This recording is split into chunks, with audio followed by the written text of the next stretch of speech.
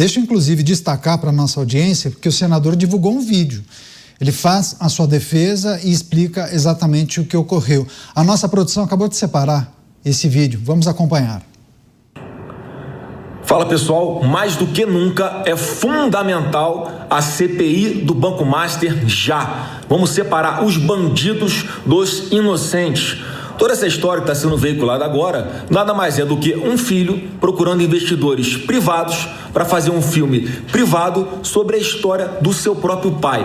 Zero de dinheiro público, zero de lei Rouanet, como esse governo gosta de fazer, gastar dinheiro público para fazer autopropaganda deles mesmos. Eu conheci Daniel Vorcaro em dezembro de 2024. Não tinha mais governo Bolsonaro, não tinha absolutamente nenhuma acusação contra ele. O que acontece é que, com o passar do tempo, ele simplesmente parou de honrar com as parcelas do contrato. Sim, tinha um contrato que, ao ele não pagar essas parcelas, tinha uma grande chance de o filme sequer ser veiculado, do filme sequer ser concluído. Em função disso, inclusive, procuramos outros investidores para concluir esse filme. Eu quero dizer para vocês uma coisa muito importante. O filme ficou pronto. O filme está muito emocionante. O presidente Bolsonaro merece uma homenagem como essa e vai estar em todos os cinemas do Brasil ainda este ano e estão todos convidados para assistirem essa obra-prima. Um grande abraço e fiquem com Deus.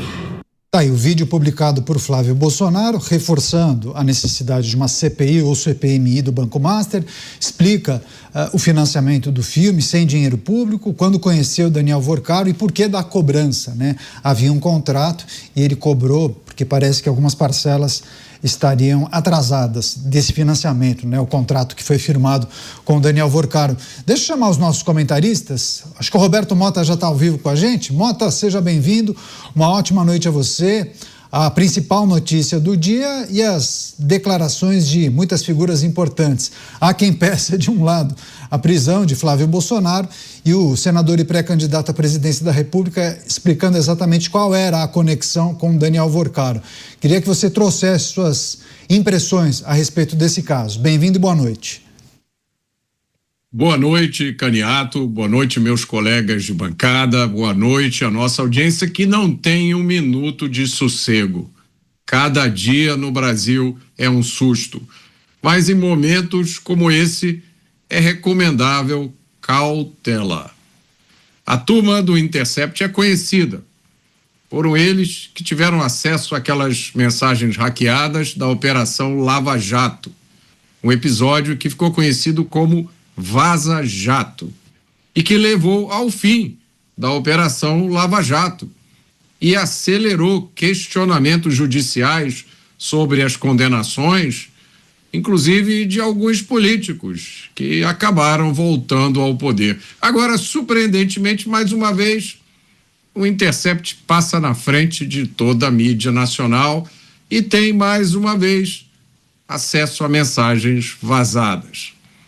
O que as mensagens, se forem verdadeiras, parecem indicar é que o banqueiro fez contribuições para o financiamento de um filme.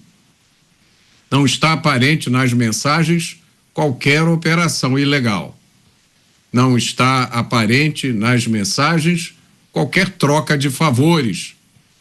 O que parece que houve foi, segundo a matéria da imprensa, uma doação de 2 milhões de reais, que foi inclusive declarada no imposto de renda do banco. Inclusive, há informações de outros veículos de mídia de que o banqueiro teria também financiado outros filmes sobre figuras políticas. Mas, evidentemente, trata-se do banqueiro master. Seria muito melhor se isso não tivesse acontecido. Zé, deixa eu chamar o Luiz Felipe Dávila, para o Dávila trazer também suas reflexões a respeito desse caso. Bem-vindo, Dávila, boa noite. Como avalia esse episódio, essa notícia que ganhou as manchetes agora à tarde?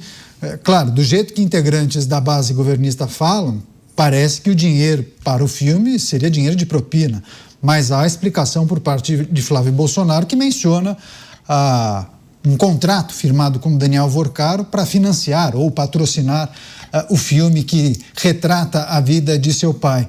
Você acha que o erro dele talvez não tenha sido divulgar isso antes? Publicizar? Olha, eu tive um contato com o Daniel Vorcaro e ele firmou um contrato com a produção do filme para bancar, inclusive, a produção. Você acha que faltou isso? Mota, Beraldo, Musa e a nossa querida audiência. Caniato, nesses tempos de Banco Master, é preciso ser muito cuidadoso para separar o joio do trigo. Não foram todas atividades, corrupção, ilegal, mas é preciso investigar a fundo cada movimentação financeira. Porque, às vezes, as aparências enganam. É evidente que não há nenhuma ilegalidade em financiar um filme com recursos privados. Não tem nada de errado nisso. O que é preciso investigar em todas as ligações do Banco Master, porque a maioria delas realmente são tóxicas, é se não teve algo por trás disso. Por exemplo, facilitar ou tentar aprovar um projeto que aumentava o teto do fundo garantidor, ou aprovar uma medida, ou aliviar algum processo de Vorcaro. Então, isto é que nós precisamos fazer, essa conexão, se há ou não. Porque se hoje, a notícia de hoje, apenas houve o financiamento privado de um filme com recursos sem nenhuma outra consequência política, não tem nada de errado nisso. Mas, como tudo no mundo do Vorcaro, nada é de graça, é preciso entender se não há algo por trás de um mero financiamento da produção de um filme. Pois é, a análise dos nossos comentaristas para a notícia que indica um contato entre Flávio Bolsonaro e Daniel Vorcaro. Flávio teve um contato telefônico cobrando o pagamento de parcelas para um acordo, um contrato que tinha sido firmado para financiamento do filme, que retrata a vida do pai de Flávio, o ex-presidente Jair Bolsonaro. E aí, obviamente, essa notícia acabou ganhando a imprensa e principalmente a base governista. Muitos parlamentares ligados ao governo questionando, tratando desse episódio como se fosse um caso de corrupção.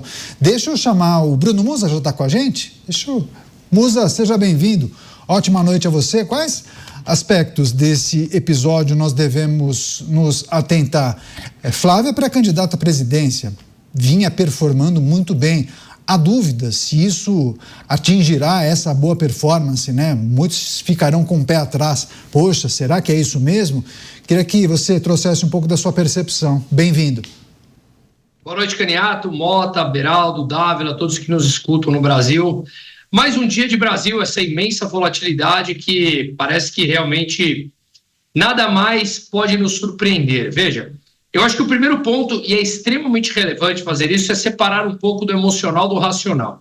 Cada vez que vivemos nesse mundo polarizado, cada notícia que aparece nos dá aquela sensação de acabou, mudou tudo, agora já era. O que vai acontecer agora? Estava falando agora com um cliente aqui da parte de investimentos de um capital novo, falou, e agora? O que muda? Calma, vamos analisar.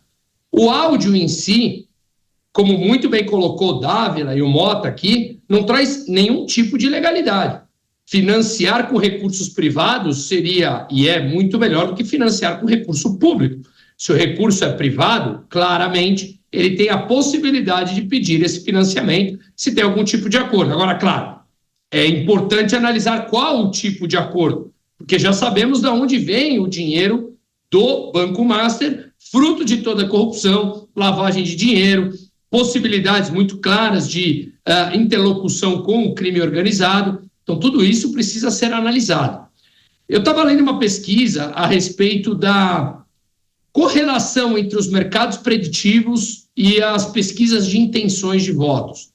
O mercado preditivo tem as suas características peculiares, mas nos últimos anos, tanto nos Estados Unidos como no Brasil e na Europa, ela vem acertando muito mais do que o mercado de intenções de votos, pesquisas de intenções de votos convencionais, por características próprias do mercado preditivo. Muitas vezes a pessoa aposta dinheiro e, portanto, lá tem uma intenção muito mais forte do que no outro mercado simplesmente de pesquisas, onde ele pode se sentir acanhado, ou envergonhado de não responder pelo nome de A ou pelo nome de B. A verdade é que os mercados preditivos mostram que houve uma derretida do Flávio nos últimos minutos após a divulgação desses fatos, mas, de novo, eu continuo achando que para não entrarmos, e não é nosso papel aqui entrar no emocional, seja no meu campo profissional aqui na parte de investimentos, como no campo daqui da comunicação, de nos anteciparmos e entrarmos nesse jogo emocional. Calma, é extremamente relevante que façamos todas as investigações pertinentes para entendermos qual é o tipo de relação, porque o Porcaro já está claro que é um criminoso. Qual é o tipo de relação que financiaria tudo isso e por que esse montante tão alto? Realmente é estranho, mas devemos analisar profundamente antes de fazer qualquer tipo de julgamento prévio. Sem dúvida alguma, mas até a conclusão da investigação, naturalmente, os grupos políticos vão se utilizar dessas informações ou desses vazamentos, né, para reforçar narrativas. Deixa eu chamar o delegado Palumbo, hoje aqui com a gente. Delegado, seja bem-vindo. Ótima noite a você. O delegado sempre, quando pode, faz uma visita aqui, participa com a gente de Os Pingos nos Is. Delegado, quais aspectos dessa troca de mensagens lhe chamam a atenção? Por exemplo, Flávio disse o seguinte: irmão, estarei contigo sempre, não tem meia conversa entre a gente. Pairou uma dúvida para muita gente que acompanha o noticiário sobre essa relação muito próxima. Tudo bem, trata-se de financiamento de um filme, mas aí muitos questionam, bom, seria só isso? Em meio às investigações do Banco Master, de Daniel Vorcaro, ele não tinha sido preso ainda. Essa troca de mensagens prejudica Flávio de que maneira? Consegue projetar, medir? Bem-vindo. Boa noite, Caniato. Boa noite, amigos da Jovem Pan e toda a nossa audiência. Bom, vamos deixar bem claro que esse áudio não se refere a nenhum tipo de pagamento de propina. É uma relação contratual entre um empresário, que até então não estava sendo investigado, com uma pessoa que é o filho da pessoa que é o protagonista de um filme, justamente para não se usar dinheiro público. Claro que tudo isso deve ser também objeto de investigação. Agora, por que não se instaura a CPMI? Por que essa CPMI não é instaurada? Por que não querem isso? Em nenhum momento eu vi o Flávio Bolsonaro se negando ou falando contra esse procedimento investigativo que deveria partir ali através do presidente do Senado Federal. Muito pelo contrário, ele fez reiteradamente vídeos pedindo isso, inclusive um agora há pouco. Ou seja, a esquerda vai usar isso como uma manobra para tentar desvirtuar, dizendo, né, como eu já vi alguns vídeos, inclusive de deputados com palavras de baixo calão, ofendendo, dizendo que se trata de uma possível corrupção, que não tem nada ali que comprove isso. Como disse bem os meus colegas, isso precisa, claro, ser investigado, mas não há nada de ilícito numa relação comercial, contratual, aonde uma pessoa cobra aí pelas parcelas do contrato que foi efetuado. O fato de ter chamado de irmão, eu converso no WhatsApp com centenas de pessoas diariamente, e eu também uso essa palavra irmão. O fato de eu seguir no Instagram e redes sociais não significa que eu sou amigo. O fato de eu escrever assim, meu amigo, como vai? Boa noite, não significa que é um amigo íntimo. Então a gente tem que separar. A gente tem que saber separar isso. Será que isso não é falado, feito, escrito de forma usual pelo Flávio Bolsonaro? Será que ele não chama todas as pessoas de irmão? Porque isso é muito comum. Você conhece a pessoa e fala, ô meu irmão, como é que você tá? Isso é natural. A gente não pode usar isso como uma manobra de dizer, olha lá, é um relacionamento íntimo, é um relacionamento de amizade profunda. Não. Pelo que a gente viu no áudio, o Fraga também expressou muito bem isso, o deputado Fraga, ali a gente está vendo uma relação de um contrato, ele está pedindo para que se honre esse contrato, senão o filme ia acabar sendo prejudicado. Até agora não vi nada demais nesse áudio. É claro que isso vai ser usado pela oposição como mais uma forma de atacar. E foi bem dito também pelo Flávio que nenhum desses deputados aí que estão acusando o Flávio Bolsonaro agora, fazendo videozinhos, nenhum deles assinaram para que essa CPI prospere. Nenhum deles querem que se investigue isso a fundo. Nenhum deles desejam isso. E aí pega uma frase tiram de contexto e falam, olha, é corrupto, é corrupção. E a gente vê claramente aí que neste caso não é. Pois é interessante essa reflexão do delegado Palumbo a respeito da expressão, né, irmão. Muitos usam, né, para demonstrar carinho ou intimidade com alguém. Talvez em alguns estados se utilizem como parceiro, ou no Rio de Janeiro tem muito brother, né, ou brother. Deixa eu chamar o Mota para avaliar uma outra questão que envolve o uso dessa notícia para enterrar ou defender a realização de investigação. Mota, em meio a tudo isso, vimos antes, né, da divulgação as defesas de alguns e a verificação de que seria impossível na agenda parlamentar a realização de uma CPI ou CPMI do Banco Master. Você acha que, enfim, a divulgação desse áudio pode turbinar os grupos políticos para que avancem com uma investigação no Congresso do caso do Banco Master? Esse é um ponto. E aí queria que você discorresse também sobre impactos na estratégia eleitoral. Eu quero lembrar, Caniato, um comentário que eu fiz lá atrás, quando começaram a surgir essas informações sobre o Banco Master. Esse meu comentário foi o seguinte: o banqueiro utilizou uma estratégia muito inteligente. Ele misturou relacionamentos próprios com relacionamentos impróprios. As empresas do banqueiro, o próprio Banco Master, tinham contratos completamente indevidos e imorais com algumas pessoas e contratos perfeitamente razoáveis de contratação de serviços com outras pessoas e com outras entidades. E aí, quando estoura o escândalo do Banco Master, está todo mundo junto no mesmo barco.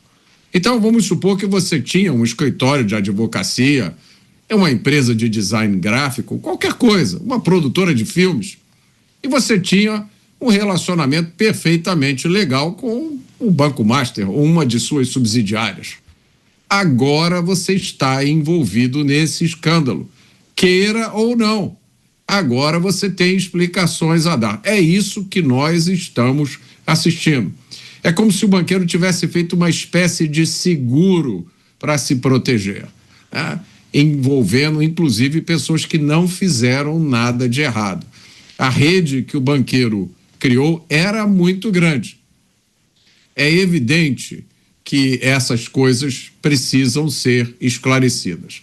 Mas o que nós estamos vendo neste momento é a execução dessa estratégia de juntar gente, pessoas, entidades que jamais poderiam ter o tipo de relacionamento que tiveram com o banqueiro com outras pessoas, empresas e entidades, cujo único erro foi não ter desconfiado demais, que é uma coisa que a gente já deveria ter aprendido no Brasil, né? Desconfie de novo, depois desconfie mais uma vez. Pois é, interessante. Deixa eu passar para o Dávila. Dávila, não é preciso também olhar para a seletividade das divulgações, dos vazamentos? Porque quando a gente fala de um universo gigantesco de relações de Daniel Vorcaro, talvez na agenda dele tivesse uma lista de autoridades de A a Z, né? De todos os partidos, de todos os poderes da República, enfim, figuras do empresariado de vários segmentos. Mas beleza, tem um site que consegue acessar esses arquivos, só que divulga só uma parte, né? Você acha que também é preciso ter cuidado quando a gente faz a avaliação a respeito do que é divulgado? Lógico, Caniato. Neste momento turbulento de campanha eleitoral, todos os gatos são pardos nessa história do Banco Master. Todo mundo aí tem algum envolvimento. Agora precisa ter o que nós estamos falando aqui. Há envolvimentos que são operações lícitas e normais e outros que têm enorme influência política por trás. Mas além de divulgar as informações e investigar se não há pontos soltos de favores políticos que foram feitos a Vorcaro, tem um outro problema muito mais sério, que é a amnésia. O que esse escândalo do Banco Master já revelou e já caiu no esquecimento. Como assim O banqueiro se reúne com o presidente da República, o ex-ministro da Fazenda recebia R$1 milhão por mês para facilitar essa reunião com o presidente da República. O ex-ministro da Suprema Corte da Fazenda e da Justiça estava no Conselho Consultivo do banco. O imbróglio desse banco, que começou com um projeto piloto na Bahia envolvendo o líder do governo e um ministro do governo, tudo isso já caiu no esquecimento, como se isso agora fosse paisagem do passado, não tem mais que dar sequência na história, porque isso se perdeu em discussão de delação, CPI do Banco Master. Então, tem dois problemas, Canhato. Primeiro é o jornalismo investigativo sério, para separar o joio do trigo e não misturar as coisas. Porque essa história de transformar todos os gatos pardos é justamente para encobrir aqueles reais escândalos que aí sim, dinheiro distribuído para salvar Vorcário de maracutaia. Este é um outro problema que também deixamos de olhar de lado. E a outra coisa é não ter essa amnésia coletiva, de esquecer o que foi revelado há pouco tempo atrás e que continua sem uma resposta firme, objetiva e correta sobre o que realmente aconteceu. Então, é preciso transparência para divulgar as informações, é preciso investigação profunda para separar o joio do trigo. Agora, não há dúvida que Flávio Bolsonaro errou feio em não mencionar esta relação com Vorcário até este momento. É óbvio que errou. E por ter errado, sim, cultiva suspeita de que, além do financiamento do filme, tinha alguma outra coisa por trás. É isto que precisa ser apurado em todas essas investigações que afloram do Banco Master. O que não pode é essa república do rabo preso se mobilizar para sepultar esse maior escândalo financeiro da história, porque, no fundo, todo mundo tem alguma culpa no cartório. Isto não pode aguentar. O Brasil não aguenta mais ser governado por corruptos. É hora de enfrentar a investigação profunda e não deixar este grande escândalo passar em branco ou ser varrido para debaixo do tapete. Uma rápida parada para você que nos acompanha pela rede de rádios. Eu sigo aqui nas demais plataformas, deixa eu chamar o Bruno Musa. Bruno, é preciso olhar com muito cuidado para o processo eleitoral, porque eu observei ao longo da tarde figuras que conversaram com jornalistas, levantando a possibilidade do PL alterar a estratégia para a campanha eleitoral e para escolher o candidato à presidência. Já tem gente falando em Michele. Você não acha que é um pouco prematuro fazer esse tipo de discussão agora? Como eu falei no meu primeiro comentário, Canhato, eu acho que ainda estamos na fase de analisar, entender, compreender tudo isso que está acontecendo. E as primeiras respostas, elas tendem a ser sempre emocionais. E no campo emocional é perigoso, ainda mais numa decisão que ela tende a ser estrutural, mexer no jogo como um todo. Por isso que a minha primeira cena que eu comentei aqui dentro do meu dia a dia de trabalho, eu falei, calma para esse investidor cliente, e eu mencionei aqui no campo da comunicação, calma também, vamos analisar. As decisões prematuras, elas tendem a ser carregadas de coração. E na política, erros como esses, eles tendem a ser muito, muito grandes. A não ser que saibamos, ou que saibam coisa que nós não sabemos ainda todavia. Portanto, me parece que até esse momento, o que mais cabe dentro dessa prudência é analisar, colocarmos o pé no chão, entendermos o que está por vir, fazermos as devidas análises dentro desse cenário conturbado. Estamos ainda na fase de pré-campanha, Canhato. Imagina que as coisas ainda não começaram e, pelo visto, o Daniel Vorcário mexeu com grande parte da classe política brasileira, principalmente dos nomes mais importantes de todos os espectros políticos e de todos os poderes da República.